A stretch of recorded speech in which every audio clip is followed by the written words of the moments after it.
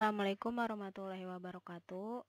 Perkenalkan, nama saya Yolanda Nur Oktavia dari Program Studi Sistem Informasi, Fakultas Teknologi Komunikasi dan Informatika Angkatan 2018. Di sini saya ingin mempresentasikan judul makalah saya yang bernama Data Science Prospek Masa Depan Profesi Bidang Teknologi Informasi dari mata kuliah Etika Profesi Teknologi Informasi. Saya dari kelas R03 Etika Profesi. Jadi di sini makalahnya sudah saya susun, yang terdiri dari abstraksi, terus pendahuluan, pembahasan,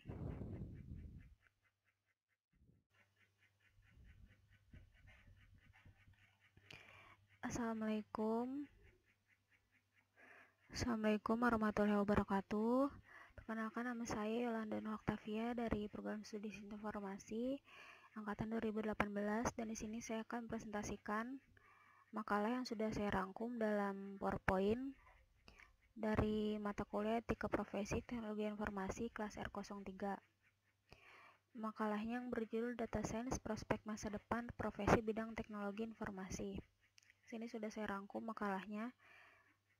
Baik, untuk itu langsung saja.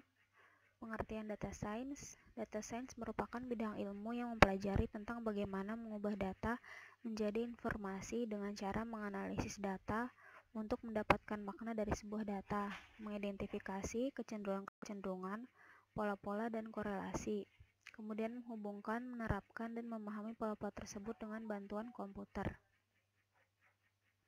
Kemudian yang kedua, penggunaan data science. Data science digunakan oleh perusahaan maupun instansi tertentu untuk melakukan analisis data yang tidak bisa dilakukan dengan metode sederhana. Di sini saya mengambil contoh e-commerce Tokopedia yang melakukan analisis data penjual dan pembeli di platform mereka. Diperlukan suatu metode komputasi untuk mengambil data tersebut, serta melakukan perhitungan yang dapat menganalisis informasi pada data tersebut. Lalu untuk ruang lingkup data science ada dalam ruang lingkup kesehatan. Terdiri dari beberapa macam seperti kesehatan, banking, marketing, dan airlines. Di sini kesehatan pasti ada sangkut pautnya dengan kedokteran, pasien, dan penyakit.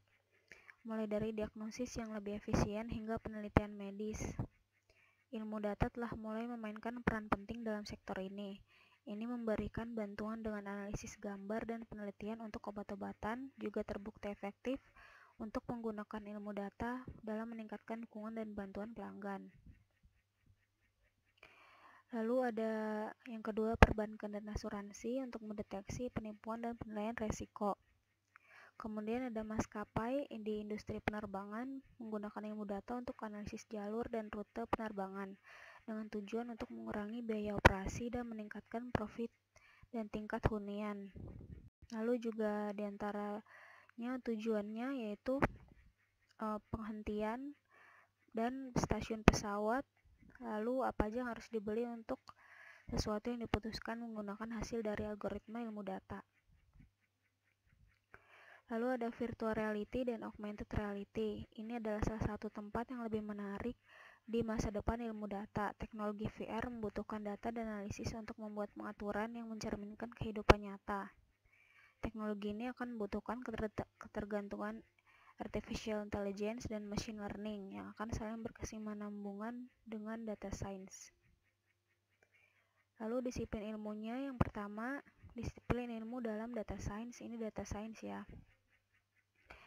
yaitu machine learning adalah cabang dari disiplin ilmu kecerdasan buatan yang bertujuan memberikan kemampuan daripada komputer untuk dapat melakukan proses belajar.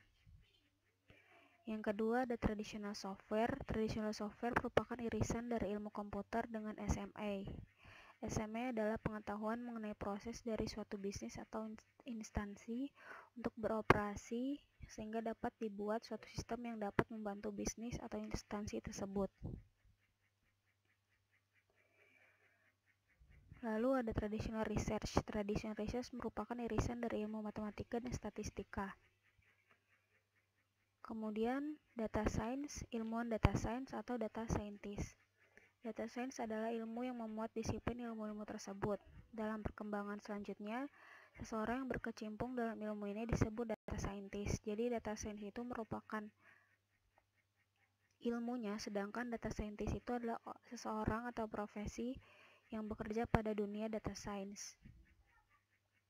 Lalu seorang ilmuwan data science dalam melakukan pengolahan data harus melakukan beberapa hal berikut. Yang pertama, mendapatkan data dan mengkonversi data yang masih mentah menjadi format data yang lebih bersih. Yang kedua, menghitung dan membaca variabel statistik.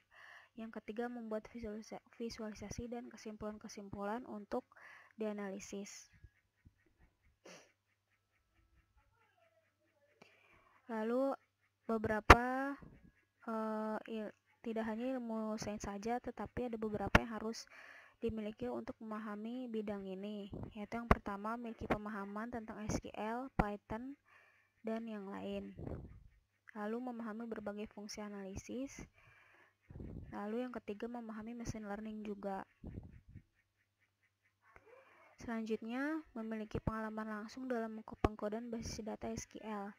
Jadi mereka yang harus berpengalaman dalam pengolahan data menggunakan query SQL untuk bisa memahami aliran data yang rumit dan menggunakan logika mereka dengan baik. Nih, SQL. Lalu ada beberapa kelebihan data science. Yang pertama itu Internet of Things. Yang kedua, komputer menjadi semakin pintar. Dan yang ketiga, jurusan data science banyak di beberapa negara. Lalu ada diagram kompetensi data science. Di sini ada data scientist yang sebagai jantung di antara ketiga ranah profesi dalam lingkup data science, yaitu yang pertama itu yang harus dikuasai adalah algoritma, yang kedua teknik, dan yang ketiga adalah komunikasi. Dan selanjutnya ada peluang karir. Data scientist dibutuhkan di semua area yang memerlukan analisis statistik dan melibatkan data yang sangat besar. Ada beberapa banyak bidang seperti bidang aktuaria, perbankan, keuangan, dan lain-lain. Nah, persiapan dalam menghadapi pengembangan data science. Yang pertama itu kuasai hard skill untuk pengolahan data yang maksimal. Jadi, salah satu hal yang dapat menunjang dalam berkarya di bidang data ialah dengan memiliki kompetensi hard skill yang baik, dengan memiliki kemampuan hard skill seperti statistik dan matematika. Dan juga menunjang performa visualisasi data Python R. Selain itu, kalian statistik dan matematika juga sangat penting. Lalu persiapan selanjutnya, yang kedua, mengembangkan soft skill untuk praktisi data yang kompeten.